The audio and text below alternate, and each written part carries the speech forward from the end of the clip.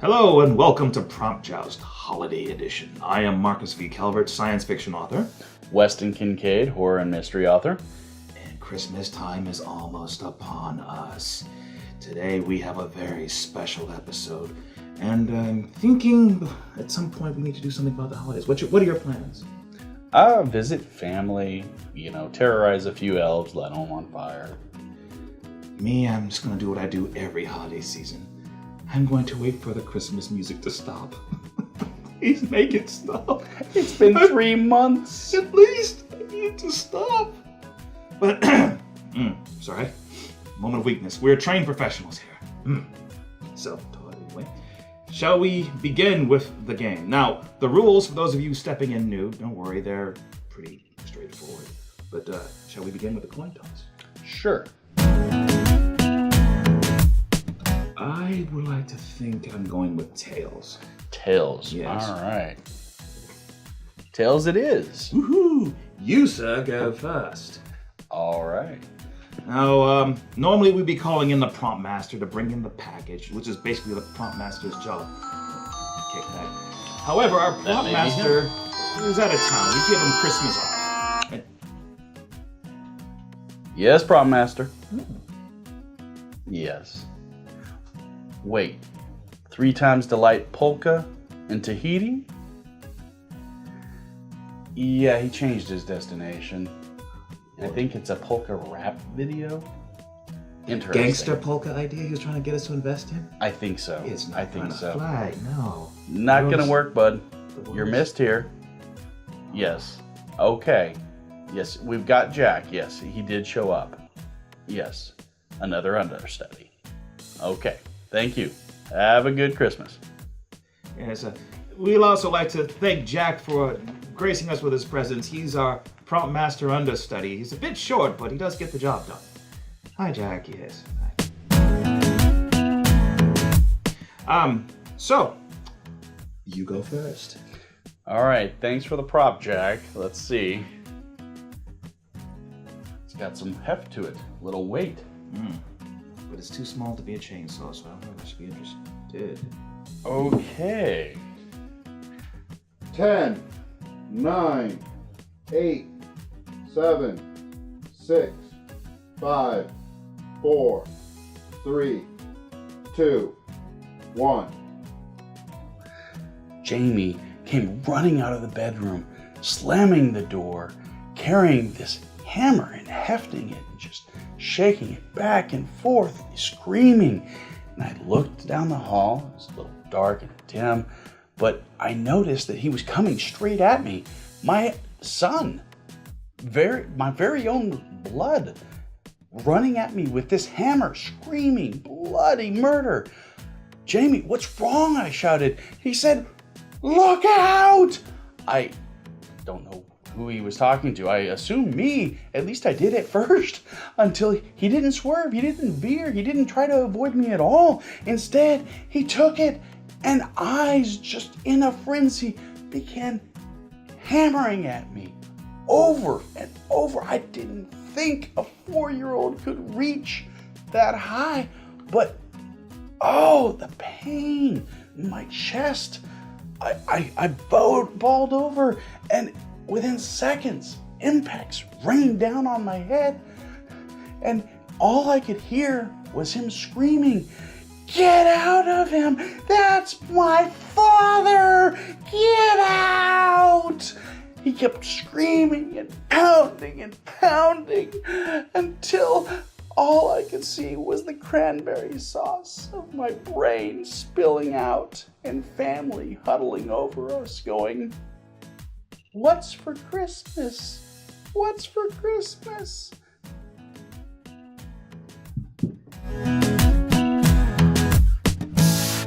I need to up your prescription.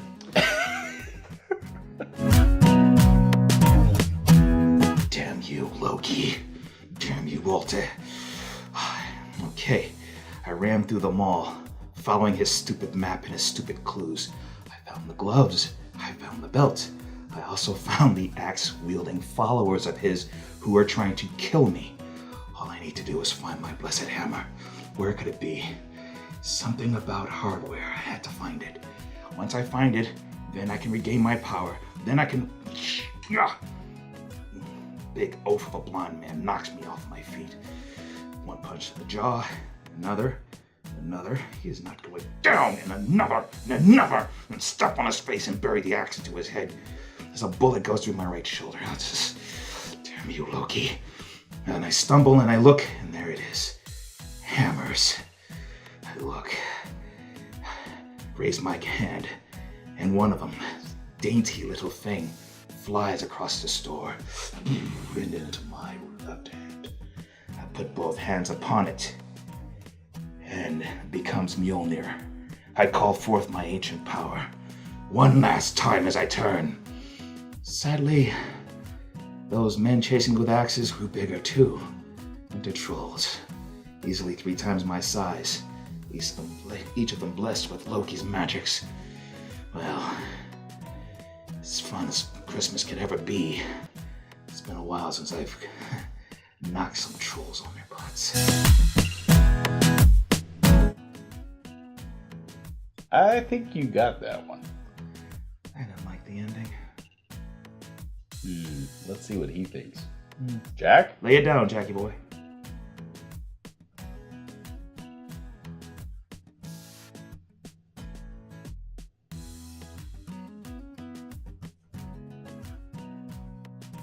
Unfettered money, baby.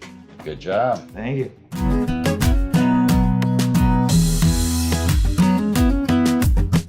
I just, bringing Christmas into that, I don't know, it could have been better done, I suppose. I just saw that, I went Thor.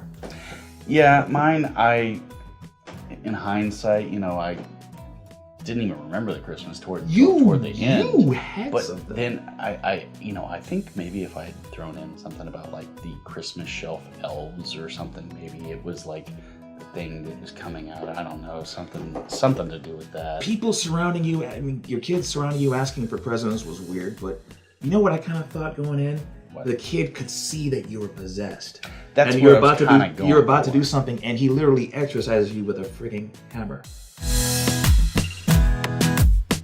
Get out of my daddy! I don't have holy water. I don't have an exorcist. I'm just going to get my daddy free.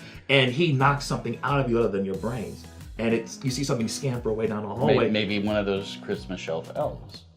I'm thinking something monstrous, and he literally just takes the business out of that hammer and throws it. Yeah. And it sinks right into the neck. This little 4-year-old kills it, and boom. And you're like, how did you do that?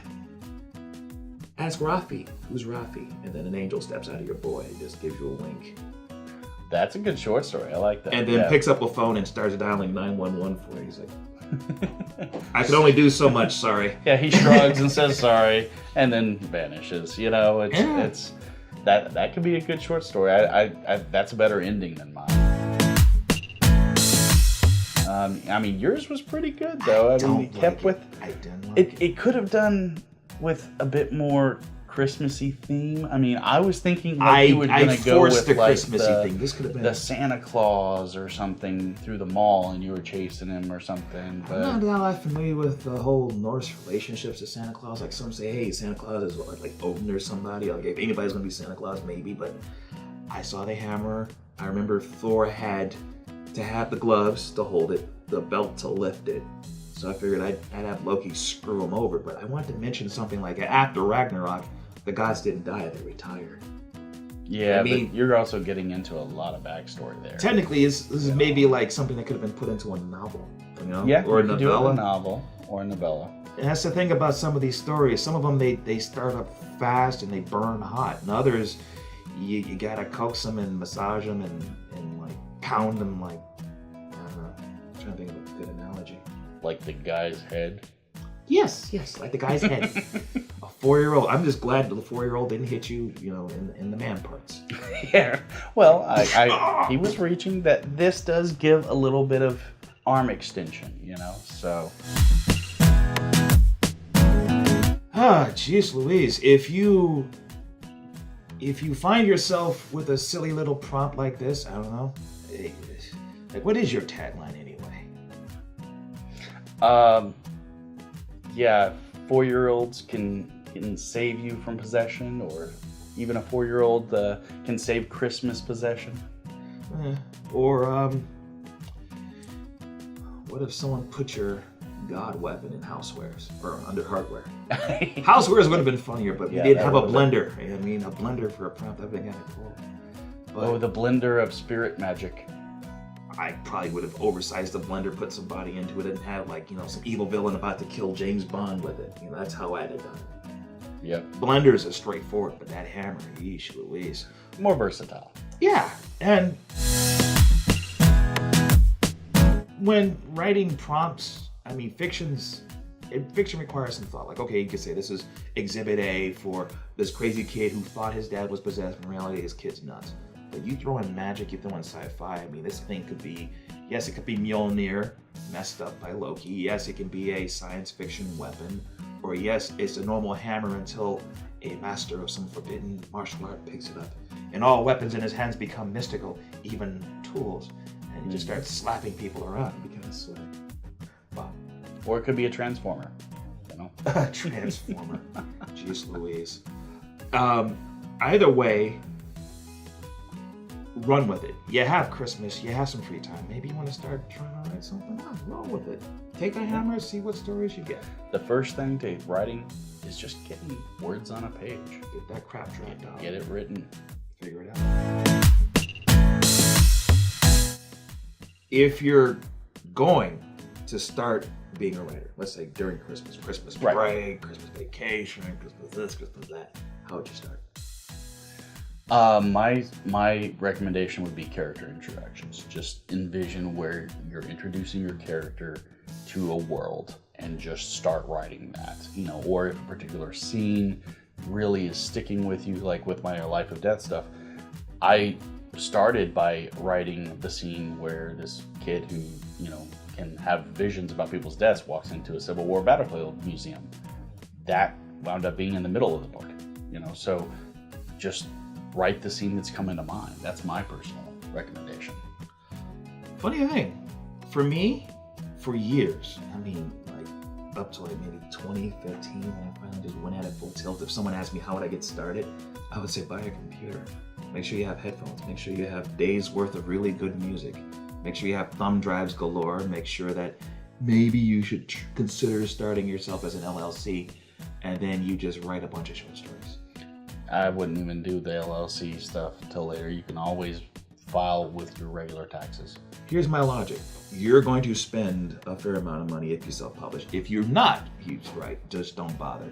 If you're going to self-publish like I did, you're going to want to write off some of what's coming. Well, I mean, I'm a hybrid. I've been published traditionally and self-published, so it's you still will need that eventually, but it's going to take your time. It's going to take time to actually build something like that. Well, I think that's enough for one episode, our holiday special, our Christmas special. I am Marcus V. Calvert, science fiction author. Weston Kincade, horror and mystery author. And always remember to subscribe. Our books are here on our links. Think of me as someone who writes supervillain fiction. That's what iVillain is about. And you, sir? Suspenseful horror, a little bit of mystery thrown in. Good. As for our next show, please follow and subscribe. We do have a Patreon page for those who like to make contributions until we get our big corporate sponsors. And if you want to see the rules laid out, you can follow us on Facebook. We do have a page called Storytellers. Yes, and the link is below. So thanks for joining us, and have a Merry Christmas. And a Happy New Year.